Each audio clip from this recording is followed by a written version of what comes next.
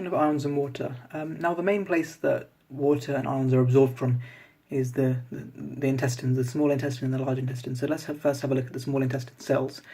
Well, the small intestine has these villi, which are these raised parts, and these villi at the top, they then lead down into the crypts.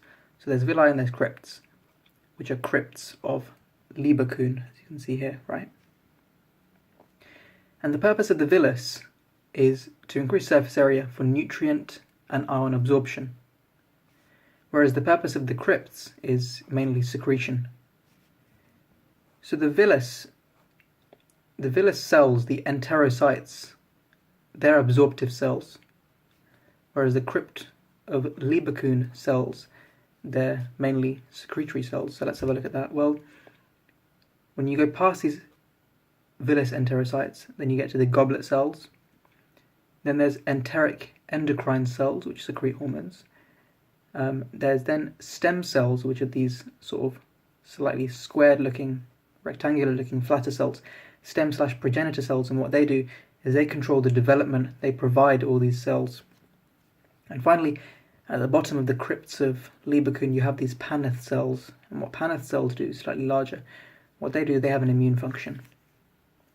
Now we can compare that with large intestine cells. What large intestine cells? Well, first of all, they have no villi; they just have a single layer, whereas the small intestine has these double sort of bump, whereas the large intestine don't have any villi.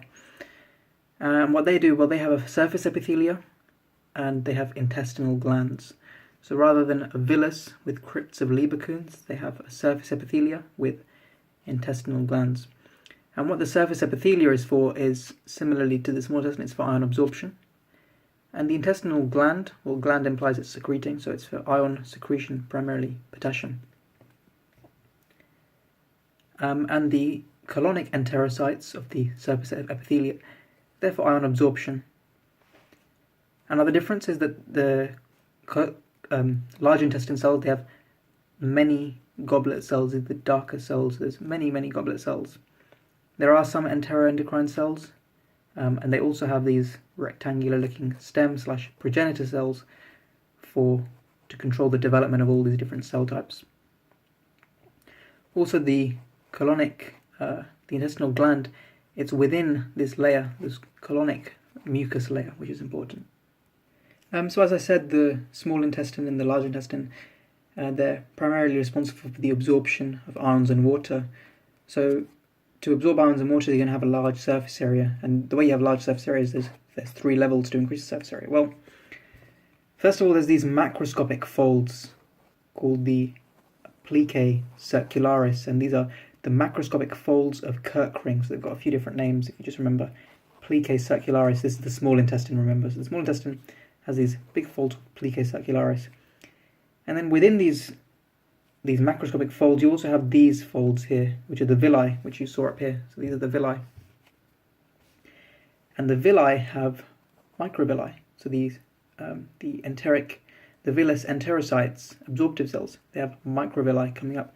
And so these 3 layers, plicae circularis, villi and microvilli, they increase the surface area. What do they increase the area to? Well, they increase the surface area to 200 meters square, which is the average size, which is the size of a tennis court. So now if we take a slight look into this, the digestive tract, it obviously secretes things.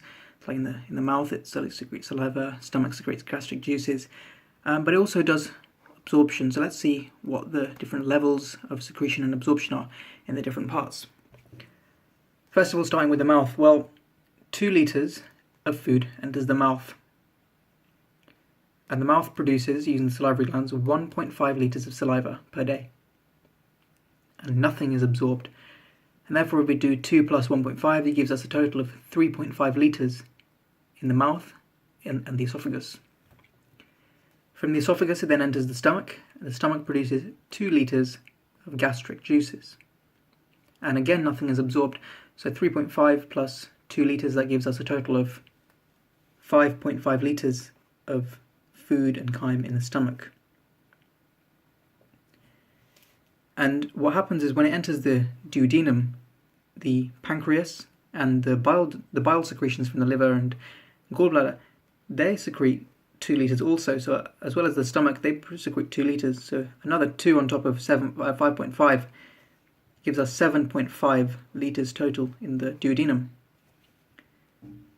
And the small intestine itself secretes 1 litre. So that's 8.5 litres. However, the small intestine absorbs. Remember I said that the main function of the small intestine is absorption of dietary nutrients and water, and it absorbs 6.5 litres, so most of it. And so 8.5 from all this minus 6.5, you're left with a total of 2 litres in the small intestine. From the small intestine, it then goes into the large intestine, which absorbs 1.9 litres, leaving with a total of 0.1 litres. So first of all, looking at the absorption of water. Well, how is water absorbed? Well, water follows the water potential gradient via osmosis, and it's absorbed via tight junctions following the chloride and the sodium and chloride. So when you absorb sodium and chloride, the water follows it, allowing you to absorb the water. That's how it's absorbed. So let's have a look at that. So the intestines, they absorb sodium and chloride, and the sodium, chloride, and bicarbonate from the duct cells of the pancreas, they are transported into the lateral intercellular spaces. So this is the space between the enterocytes of the small intestine. And what happens when these ions are absorbed between the villus enterocytes, the apical end, which means the end which has the lumen and the chyme and the water, etc., that becomes hypertonic. It becomes full of ions. So there's an osmosis of water down the potential gradient via tight junctions from the gut lumen into the body.